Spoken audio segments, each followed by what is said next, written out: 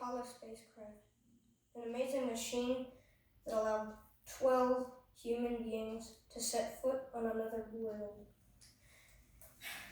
The first part is the gigantic 364-foot tall Saturn V rocket, powered by 5 F1 engines and 6 J2 engines in all.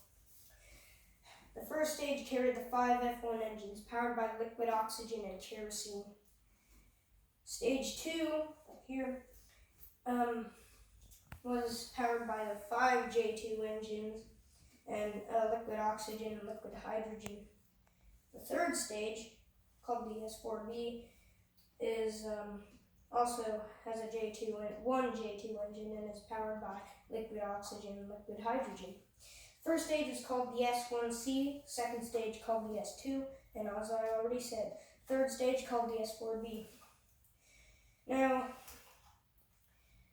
I'll show you the lunar module a little later on step 2. Now, this gray can here is the service module, which contained the oxygen and fuel needed to keep the crew alive. This white thing is the escape rocket. In case something went wrong, the escape rocket would disconnect and fly off with the command module on its tail. Now, at launch, something called auto sequence start would happen, where these F1 engines start blowing out plumes, and then those would get ignited by sparks, and huge plumes of exhaust and fire would go up all around it, then get sucked back in, right into the ground, lifting the ginormous Saturn V vehicle off. And the crew would feel as much as 4 Gs before the first stage got jettisoned and, well, broke up in Earth's atmosphere. So then these 5 J2 engines would fire, sending the spacecraft even farther up into Earth's atmosphere, since it never really left in the first place. Then the S2 would get jettisoned, and then the S4B would fire for 10 more seconds before shutting off. Then the escape rocket, which would get jettisoned. I'll worry about that later.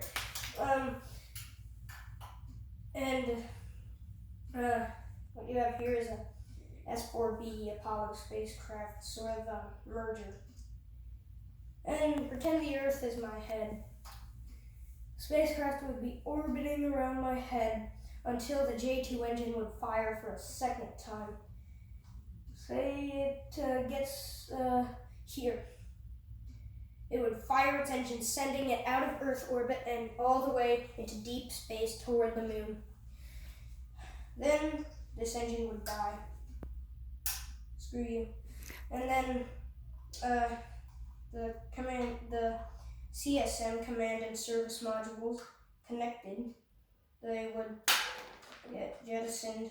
These the fairings, the things protecting this spidery little guy at liftoff, were jettisoned. And then the CSM would rotate toward position, altitude, scan, configure, yes, and connect. Then taking off on its way to the moon. Now, that was the Saturn V launch vehicle. This right here is the Apollo spacecraft, made up of the LEM Lunar Exertion Module, the CM Command Module, and the SM Service Module. There's a crew of 3 inside this here CM, and they float along until they get to the moon. This is, well, 2, the lunar module. Two of the 3 crew would climb into the lunar module, and then they would detach from the CSM with 1 crew member still inside, and they'd go toward the moon. Soon, they'd start gliding toward the moon. This little engine here, you can see an upgraded version of it on SpaceX's Falcon 9 rocket. Now this thing would start falling toward the moon, and then they deploy the landing legs. This little engine here, little tiny engine, doesn't look like much. It's smaller than a J2, but isn't supposed to actually lift this off. It's made to just slow the descent of the lunar module so it doesn't smash into the moon, killing those poor 2 astronauts inside. Once they've landed on the moon, 2 of the astronauts would climb out, plant the American flag, do some science experiments, so and so, and they'd have a live TV broadcast, and then they'd climb back into the lunar module, and then the lunar module was made up of 2 stages. This golden part, the landing stage, this gray part, the ascent stage. They'd get ready to fire up the engine of the ascent stage, and this gray part would lift off, flying all the way back toward the CSM. Those 2 astronauts would climb in, all moon rocks and such transported back into the CM. Then the ascent stage would either be left in lunar orbit or smashed into the moon. And it'll take 3 days to get back to Earth. And once they do, they're back in Earth orbit around my head, and then they can jettison the service module. It's amazing. Out of the 363-foot Saturn V, the only part that comes back is this tiny little command module.